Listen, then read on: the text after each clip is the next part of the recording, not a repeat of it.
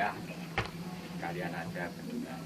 Loh, Ya ikut. turun Enggak. Kita ada mobil. Enggak. Justru kone Agak ke sini, Bos. Enggak apa-apa. Gabung lebih itu. Aku mau mandi dulu. Ya mandi nanti gabung enggak apa-apa.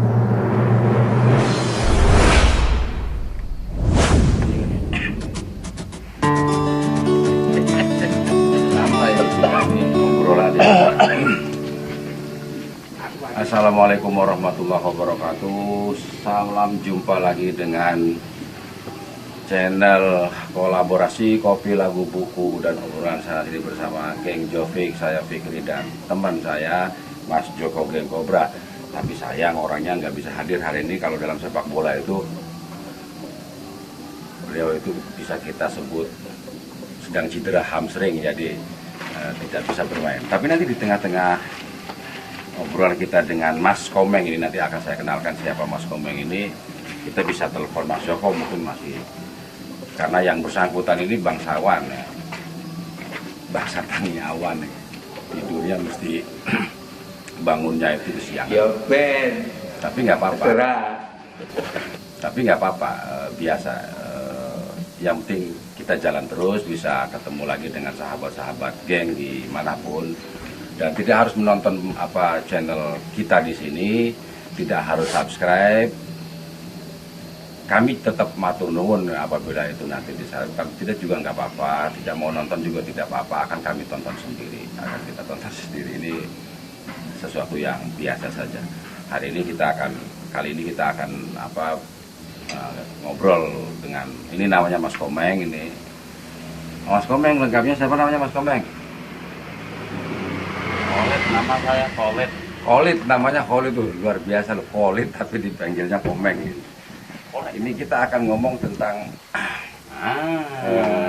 dunia dengan satu tema yang menurut saya ini dalam 5-10 tahun terakhir menjadi tren yang luar biasa, terutama di Jogja ya, dimana kita tahu masyarakat Jogja pada mulanya kan tidak pernah mengerti kopi, tidak tahu kopi, bahkan kalau kita misalnya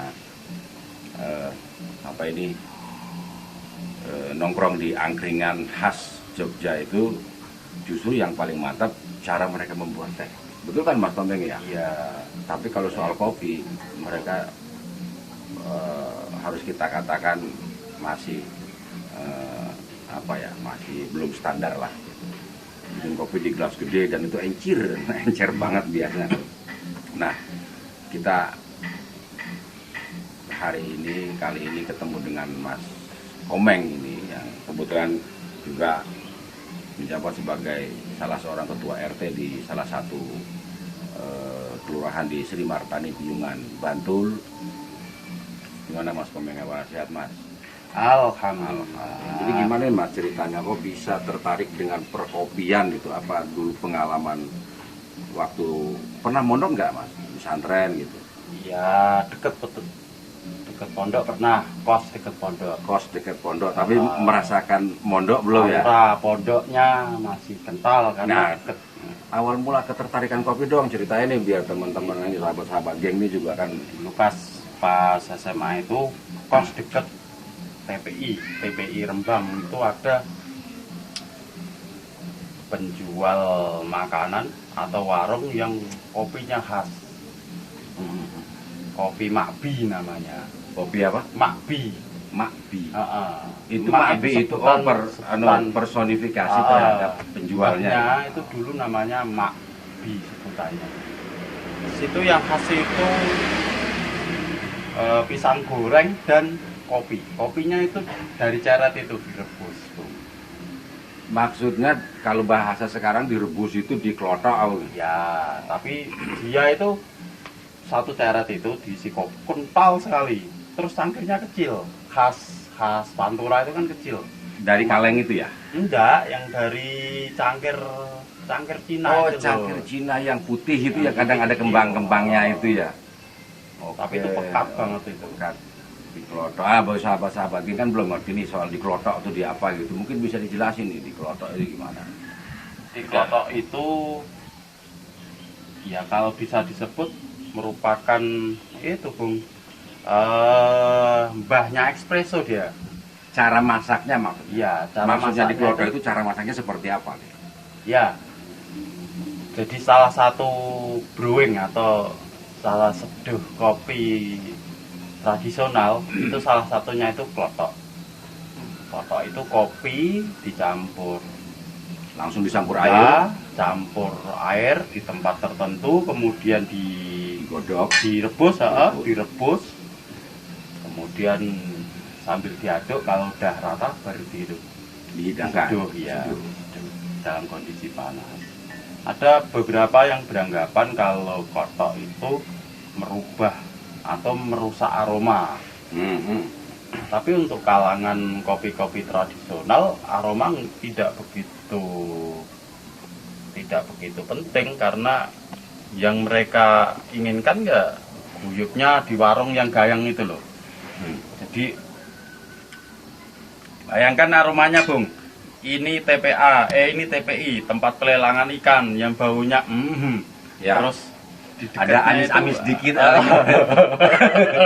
Terus ada warung Itu TPA mana di Rembang? TPA Rembang, TPA Tasik Agung. Oh, di Itu sampai sekarang 2 tahun yang lalu saya ke sana masih. Warung Makbi itu masih. Dan Itu sudah generasi keduanya atau generasi ketiga Oh, generasi ketiga. itu masih jualan kopinya. Kopi yang dengan cara yang sama. Jadi pakai kompor itu terus di teko yang penuh dengan kopi itu dia bikin, kalau sekarang kan bikinnya kotak atau Turki, cara sebutan orang Turki itu satu-satu, tapi dia ndak satu ceret besar itu isinya kopi dan tiap kali ada orang datang langsung diseduh habis dia bikin lagi Di tempat yang sama di atau tempat yang sama. tidak dicuci lagi? Ndak, Jadi sisa kopi apa ini? Iya, Ampasnya itu jadi- disatukan lagi di kalau sore lagi. jadi lebih ketol gitu, tapi kalau udah penuh ya ganti. Ya, Kalau ya, udah ya. separut kan. Dan kopi khasnya sana itu bukan kopi-kopi kafe, kelas kafe itu bukan. Dia pakai robusta yang kalau sebutan orang sekarang ya kopi asalan, kopi asal. Gorengnya juga Ya, ada kopi mix ya. ya.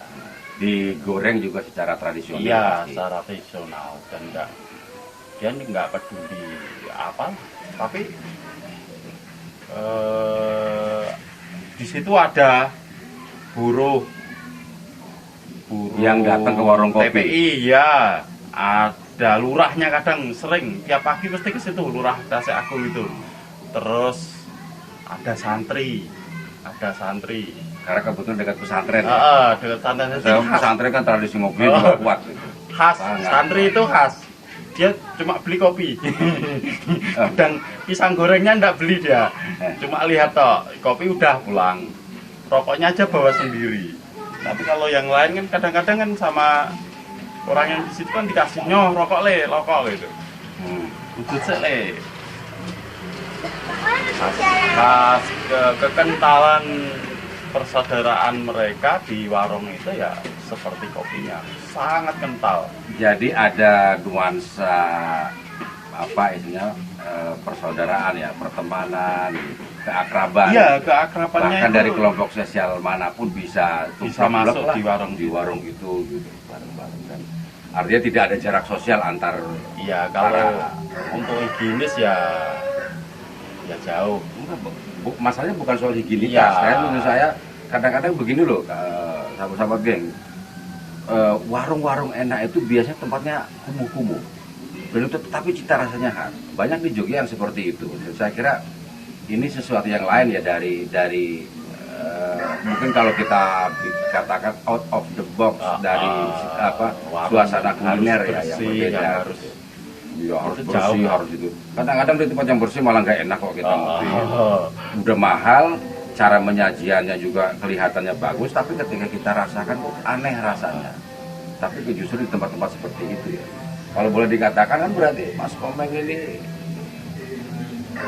mulai punya ketertarikan dengan kopi pada Ya, saat di situ. mulai Jadi rutin dia datang ke- kehangatan, iya tiap sore.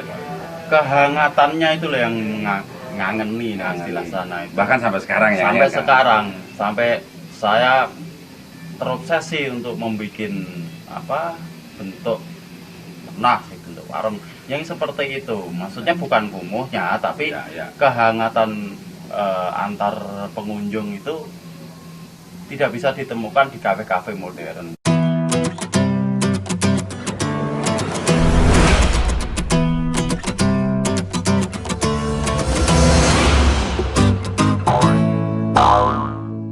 Ya, betul.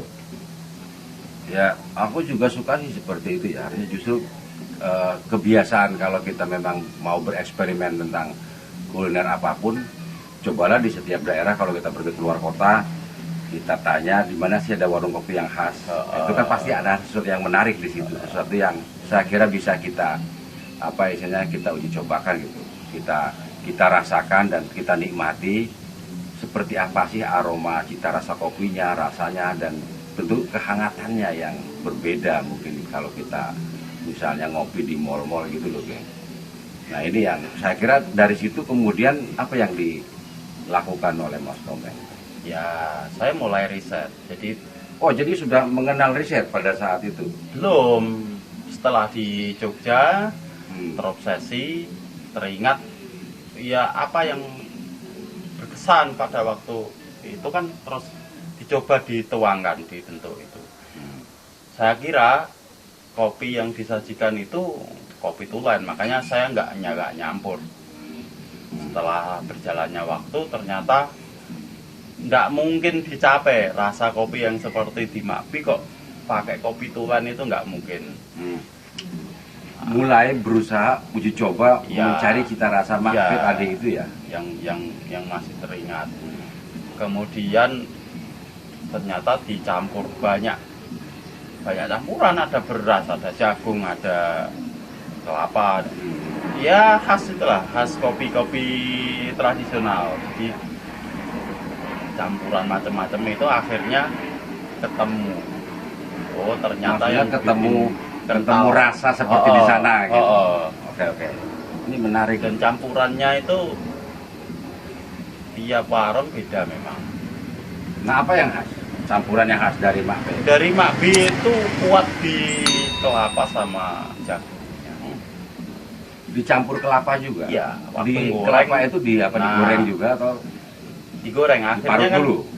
enggak. Jadi waktu ke sana aku nanya sama anaknya, kemudian pentol banget apa to iki jane. Ternyata pakai kelapa dan jagung. Jagungnya sedikit sih, cuma kelapanya agak kental, jadi Gurihnya ada. Gurihnya, dan ya mungkin karena direbus lama nggak seperti teknis penyajian kelotok itu, jadi semakin lama semakin pekat itu. Kalau nggak biasa minum kopi itu ya bisa mateng istilahnya, tapi Langsung naik? Iya, Apa karena terlalu darah kental tingginya kan. atau ya nendang, istilahnya nendang. Rasanya. Di Rembang pun sekarang sudah tidak ada lagi Nah, kopi yang seperti Oke, ini kan awal mula ketertarikan loh Mas Komeng ya. Tapi kan setelah itu kan Mas Komeng ini dikenal seorang peracik kopi juga, bahkan sudah menasional lah kalau boleh saya katakan. Ini Mas Komeng ini banyak menjadi konsultan loh. Sahabat-sahabat yang konsultan dari beberapa kafe, banyak kafe, warung-warung kopi di Jogja itu untuk menemukan cita rasa yang khas. Bahkan tidak hanya cita rasa tapi teknik bagaimana merosting, bagaimana menggiling supaya cita rasa, bagaimana menyeduh supaya cita rasa kopi itu menjadi lebih khas dari masing-masing kafe itu. Itu ceritain dong sampai seperti itu. ya lumayan agak panjang ya, dari mulai serius menekuni kopi itu dari 2011 sampai tertarik ke kebon. Jadi yang paling dekat kan Temanggung, jadi saya ke sana ke Temanggung. Di Temanggung itu ada banyak daerah kopi. Lah mulai dari inspirasi Di Temanggung saja cita rasanya kan tadi berbeda tuh antara kawah ini kayak gitu tadi. Iya. Kalau Temanggung relatif sama. Kalau Temanggung tapi tipis sekali beda. Tapi tidak begitu jauh Nah, antara yang Bonjer. Saya pernah ke Bonjer. Saking penasarannya itu, ketika dapat kopi dari mana, saya datang ke sana. Dari Liangan saya ke sana. Di dekat mana itu? Dekat Dieng itu. Kretek saya ke sana. Kretek. Daerah Sapuran. Ya, Sapuran. Terus Bojer. Bojer itu Candi Roto ke barat sampai habis itu jalannya. Tinggal jurang sama batu itu. Sekedar cuma pengen tahu bedanya kopi yang ini gimana. Pohonnya sama, jenisnya sama. Rata-rata itu kalau yang Nah, gini loh di Mas, sini sahabat-sahabat BIM itu kan banyak yang belum ngerti nih sebenarnya cara merasakan kopinya itu loh. oh Itu kan ya, mereka, ya. tadi kan Mas Komeng cerita ini saya hanya sekedar ingin merasakan bedanya rasa kopi di daerah ini dengan di daerah yang lain. ya Itu kan kalau di kepala orang yang belum terbiasa minum kopi, itu lalu cara merasakan menurut saya kopi kok rasanya sama, pahit, ada gurih-gurihnya dikit gitu. ya terpaksa itu belajar minum kopi tanpa gula itu Nah, itu ya, harus. oke. Kalau pengen merasakan, Oke. kalau pengen Kalau sekedar mau merasakan dulu itu ya, ya minum kopi tanpa gula loh. terpaksa gitu. Kalau pengen membedakan antar kopi itu terpaksa harus tanpa gula, karena gula itu ya jadi flat, rasanya jadi sama manis. Nah, sejauh ini Mas, dari pengalaman eksplorasi cita rasa kopi itu, kenapa kok kopi-kopi di Nusantara ini bisa lain tempat, lain rasa? Apakah ini memang menjadi karakter yang unik di kopi-kopi Nusantara Iya. saja, atau ini di dunia Enggak. sama saja? Enggak, kalau yang di dunia itu flat. Oh, Bourbon itu satu Brazil itu katanya sama rasanya. hmm. Kalau di sini, saya cerita tadi tentang kawah putih. Kawah putih di Ciwidey itu di Soreang naik itu, saya pernah dapat kopi yang di kebun sebelah barat. Itu langganan. Kemudian ketika dia habis, dia ngambil dari sebelah timur. Sebelah timur kawah putih, rasanya jauh berbeda. Nah ini kan Varietasnya Ya, sama, betul. sama-sama dengan kalau di sana masih pakai Arabica javanica, bukan yang lini S. Di Arabica itu ada yang terkenal itu kan varietas lini S, Kartika, terus yang paling tua itu Arabica javanica, itu yang paling tua itu asli sini. yang dulu mungkin dikenal Java Coffee itu mungkin ya. Iya, itu javanica. Kemudian sekarang ada varietas yang cukup moncer itu Sigara Runtang itu. Tapi lini S yang dari Ciwidey itu, mau petani sana sejarahnya menanam kopi itu bibitnya dari Gayo. Oh, Aceh sana. Iya, dari Gayo. Kemudian pihak pertaniannya ngirim bibit ditanam di Ciwidey. Kalau di Gayo Zaman Belanda berarti itu ya. enggak, itu kemudian baru. Oh, baru-baru Jadi, aja ya. kalau dulu itu memang di Kawah Putih, sekitar Kawah Putih itu penghasil kopi. Kemudian ada Belanda diganti karet Ya. sama teh. Barusan aja sekitar tahun 90-an itu mereka mulai lagi melirik kopi untuk ditanam. Dia ambil bibit dari Gayo. Harapannya itu rasanya mendekati Gayo atau minimal sama. Ternyata jauh berbeda. Kalau di Gayo, jadi kalau merasakan kopi itu kan di pakai sendok itu dipenuhi, diputer di dalam mulut, Dibusi itu ya. dipenuhi, mulut dipenuhi, Tapi tidak dikumur loh. baru itu ditelan. Nah, itu kan nanti kalau Gayo itu penuh, bodinya penuh di mulut. Tapi di Ciwidey enggak. Di Ciwidey itu diputer itu masih terasa kopi, ditelan sebentar hilang rasanya. Jadi bodinya enggak terlalu kuat. Tapi yang menonjol Yang dimaksud dengan body ya? Body itu rasa kopi yang memenuhi seluruh mulut. Oke, Itu kalau gayo itu geng ya. Jadi yang disebut body itu rasa kopi yang kalau kita mau merasakan dipenuhi di seluruh mulut kita untuk mencoba cita rasanya itu. Nah, kalau di gayo itu setelah ditelan, itu istilahnya after taste ya. After taste rasa setelah kopi ditelan itu masih meninggalkan jejak. Nah, kalau di Ciwidey di Ciwidey itu Hilang jejaknya. hilang, jejaknya hilang. Loh, saya tadi minum kopi apa enggak? Kayak minum air putih. Makanya mungkin itu disebut kelemahan kalau di skor. Kalau di skor kopi itu kelemahan karena bodinya tipis sama aftertaste-nya tipis. Tapi justru itu sebagai kelebihan dia. Kelebihan dia itu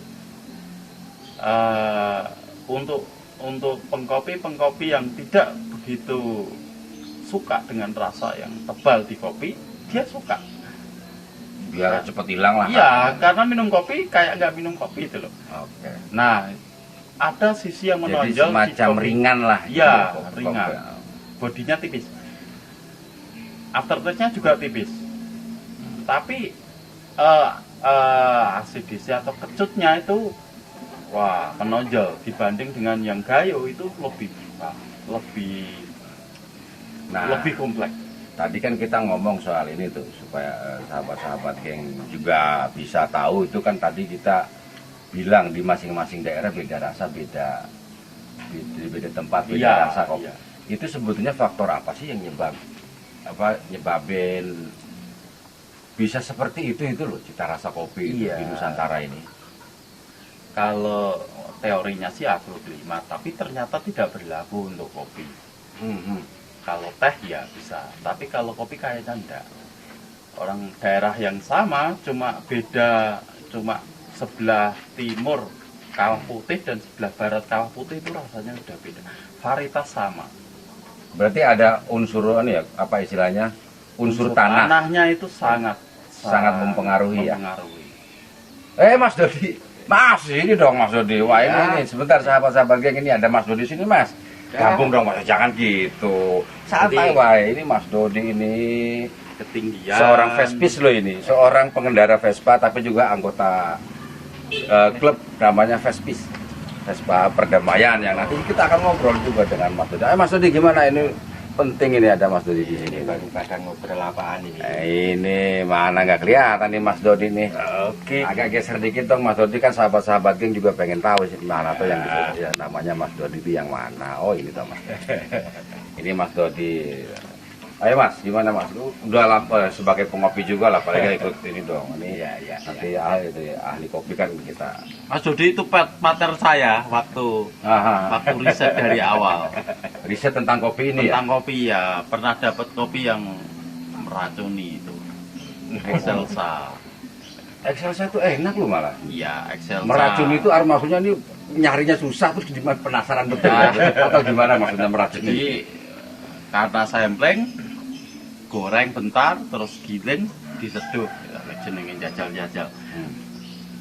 Habis nyeduh berdua itu, habis minum ketawa. 5 menit kemudian ngantuk, Bung. 5 menit kemudian ngantuk, tidur di situ di emper itu, bok-bok dua orang. Setengah jam kemudian baru bangun, ketawa, ini kopietan mereka ngantuk. Iya. Maksudnya enak gitu ya Excelsa itu, atau maksudnya Nggak ngerti. Excelsa Mas Dodi mungkin bisa menjelaskan pengalaman pribadi loh ini. Oh iya. Kalau saya mungkin tidak seperti Mas Khalid ini ya beliau tahu apa namanya taste, tahu rasa. Kalau saya itu hanya orang yang diajak minum kopi saja sama Mas Komeng. Waktu itu gitu, saya hanya nemen.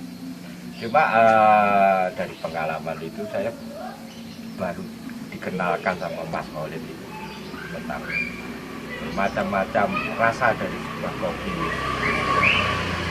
Dan satu hal yang sampai sekarang saya heran itu, dulu kita selalu ingat bahwa kita selalu diingatkan jangan terlalu banyak minum kopi karena nanti tidak bisa tidur. Ya, ternyata nggak ngaruh tuh ya? Nggak ngaruh. Itu nggak ada pengaruhnya. Ngaruh. Oh ya, Justru tidur kita ya tidur minum aja. kopi itu kita bisa tidur enak. Nah itu loh geng, kadang-kadang Itu aneh mitos sekali. itu penting juga kita alami, tapi maksudnya kita rasa bener nggak sih seperti itu kalau minum kopi susah tidur? Jangan-jangan nggak juga sebenarnya ya.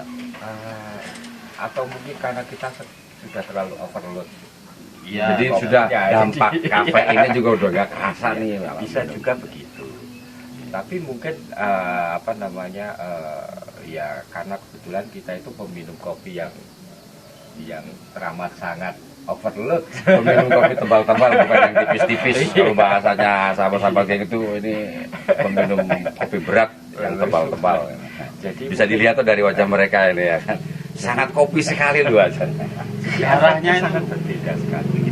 Tapi gini Mas Komeng, apa soal sampai kemudian banyak orang berkonsultasi loh dengan Mas Komeng soal cita rasa kopi ini kan, bahkan saya pernah dengar ya, Mas Komeng pernah cerita di beberapa waktu yang lalu saya diminta untuk jadi konsultan untuk satu apa kopi ini itu sampai itu bagaimana itu kok bisa Ya, sampai kemudian dikenal ya. seperti itu, apa karena pernah ada pelatihan macam-macam? Nggak, kemudian kebetulan enggak. Jadi ngelatih aja, ngelatih istilahnya lambe rewel.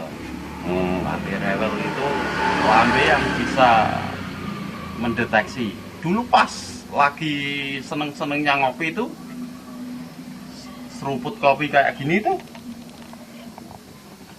bisa tahu yang di dalam itu ya isinya apa saja, dari mana tahu dulu. Iya. Sekarang enggak. Sekarang saking kebal apa udah bodoh nggak ngerti, tapi oh ini berasnya sekian persen, jagungnya sekian, dan meniru bisa. dan itu bisa bisa. dirasakan. Oh sekian persen beras, sekian persen jagung. Iya. Tidak cuma campurannya kalau Mas Komeng. Dia bisa tahu ini kopi dari mana. Dari mana.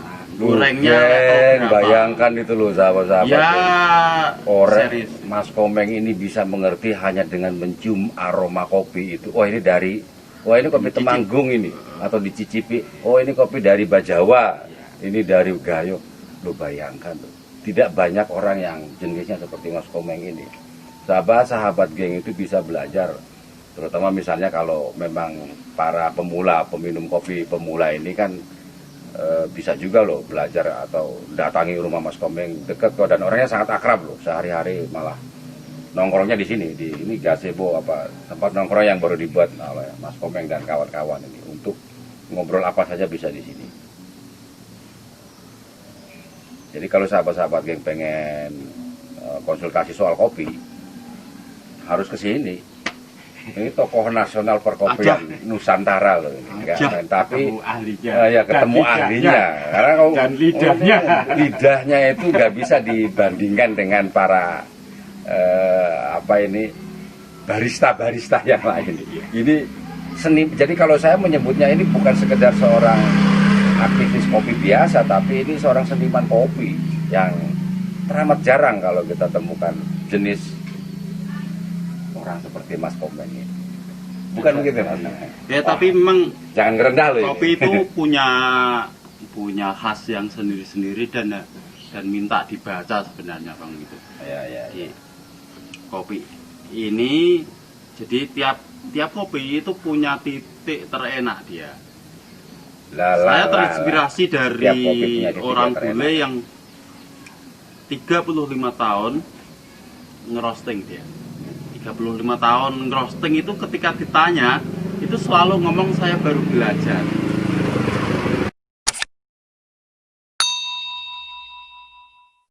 Tadi kita bicara soal bagaimana kopi Nusantara juga menjadi industri ya, Iya. Mas Dodi, Mas Komeng. Itu kan bisa. Iya. Gimana nih caranya nih? Jadi gini ya, kalau kita pengen, kalau menurut saya, kalau kita pengen mendapatkan rasa kopi, kita sekedar ngopi, ya kita pakai kopi yang flat saja enak. Kita nggak ada taste yang lain, kita seperti mungkin kopi Vietnam, kopi Brasil, Ya. itu flat. Kita nggak mikir yang lain. Tapi kalau di Indonesia mungkin karena di situ ada perbedaan tanah yang bermacam-macam, Ya. kemudian ada penggunanya, itu kan menjadi menarik.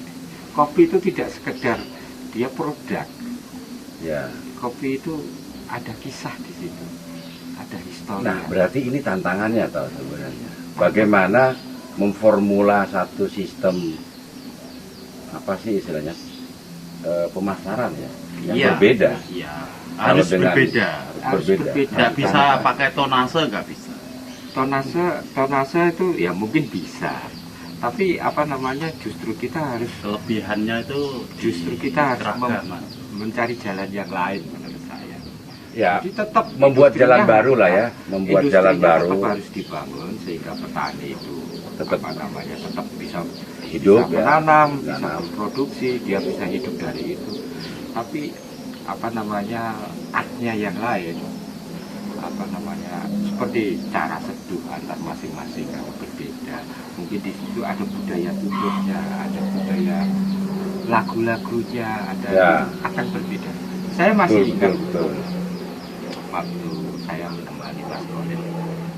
Waktu itu kita pertama kita pakai kan ya, masih manual ya. Oh, gitu ya. Pakai yang dari kayu diputer gitu Ah, kan? Ya, pakai bukan kendi itu. pakai kayu bakar, Pakai terus kayu pakai tembikar Iya. untuk Hmm. gorengnya. Iya. Hmm. Waktu itu kita mencoba dengan cara kita harus kembalikan ke adat seperti dulu. Karena Mas Kolin. gara-gara Makbi itu, Ya. Terus Ya, ya. kemudian kita juga coba waktu itu sambil Mas Kolib kebetulan santri ya, jadi pakai puji-pujian. Itu rasanya berbeda, Bung. Oke, nanti kita lanjutin ini menarik ini. Saya telepon mitra anu dulu nih, kolaborator saya ini, Mas iya, Joko ini silakan. penting mendengar ini kayaknya masa sih ini enggak apa harus ikut bertanya atau bagaimana lah. Ini karena kebetulan saya sendirian ini, sebetulnya banyak hal yang harus dibicarain tapi karena Mas Joko kayaknya belum bangun nih. Gitu. Ini saya telepon dulu loh geng ini, teman-teman ini Mas Joko.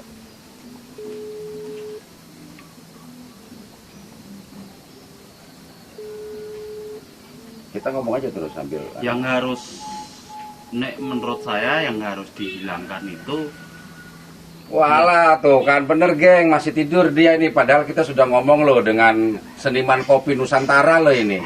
Nah lihat tuh kolaborator kita ini masih tidur ini, cedera hamstring.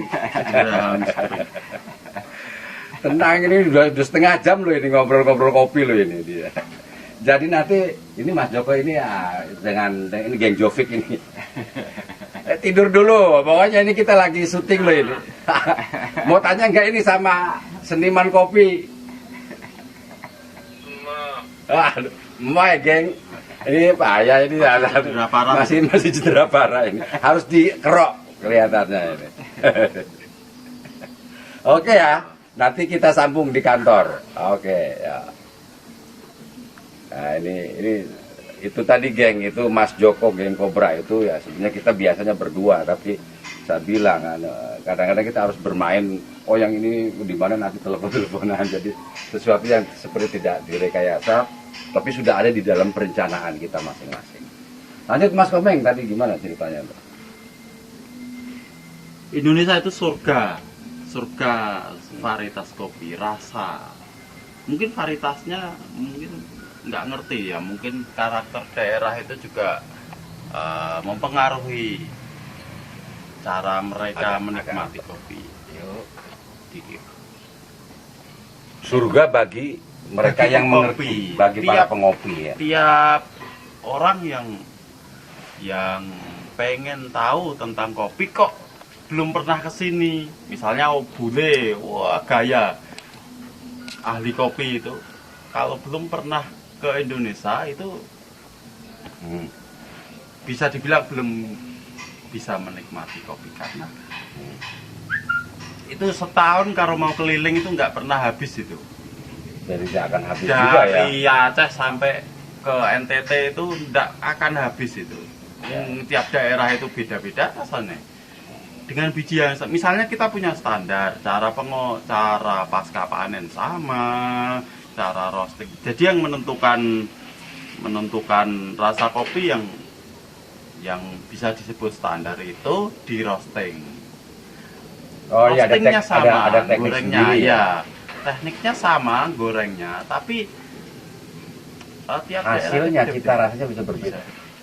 Kalau orang bule kan ngomong roasting yang profil sekian rasanya beda. Di kita ada. Iya, karena gini, mungkin kalau di orang-orang Eropa, ya orang-orang Barat, mereka kan pengennya ini menjadi sebuah industri, sehingga harus disamakan supaya ada ukurannya yang tepat, yang pas. Nah, sementara kita kan tidak, lebih menginginkan keunikannya, keunikan dari cita rasa kopi itu sendiri. Ini yang berbeda dari segi itu, sehingga karena perbedaan kita itu di atas standar. Nah, betul, saya setuju. Tapi karena yang harus itulah diingat. kemudian yang membuat kita tidak bisa menjadi industri yang mungkin mendunia ya. Ekspor aja kita kalah kok di urutan nomor 5 kalau tidak salah. Iya, Nomor sebenarnya 4 sekarang nomor 4. Sekarang nomor 4 ya. Karena sebenarnya kopi kita itu di atas standar. Ya. Cita rasanya bermacam-macam. Itu terbukti. Jadi Ya. bourbon itu per kilonya tidak pernah lebih dari $10. Kopi dari kita itu tidak bisa lebih kurang dari $12 per kilo. Harus di atas itu Harus di atau atasnya. minimal $12 per Iya. kilo. Bukan karena susah, bukan, karena memang unik rasanya. Wah, jadi di dunia pun sebetulnya mengakui ya kalau Mengakui cita rasa kopi harga kopi Nusantara itu beda, berbeda dengan yang lain. lebih mahal. Tapi ini kok tidak, kayaknya mungkin ya pemerintah atau gimana kurang peduli juga ya, atau gimana ya? Itu terlepas dari itu. Kalau tiap daerah itu menghilangkan egonya masing-masing kayaknya bisa itu. Jadi sekarang itu masih menonjolkan kopi daerah saya yang paling enak. Kopi daerah Kayu nomor 1, Toraja nomor 1, itu nomor 1. Jadi saling merasa paling enak di daerahnya masing. Oke, Tapi saya memang paham, betul. menurut saya begitu, Bro. Karena Maksudnya gimana nih? Betul-betul yang mana nih? karena semua itu nomor 1. Oke, nah ini loh geng. Sebagai kata akhir loh geng, dari obrolan kita tentang kopi ini, dari seniman kopi kita Mas Komeng ini, hampir semua daerah di Nusantara selalu mengatakan kopinya paling unggul. Tapi sebetulnya buat kita di sini tidak ada kopi yang paling unggul di Nusantara kecuali pertemanannya. Iya. Nah, sahabat-sahabat geng, ngopi itu bukan soal rasa, bukan soal enak dan tidak, tapi soal pertemanan. Sahabat-sahabat geng, sampai ketemu lagi nanti di lain channel, di lain pembicaraan, karena kita masih akan tunggu. Mas Komeng juga akan cerita tentang Vespa juga loh nanti. Mas Dodi, Vespanya namanya Burhan.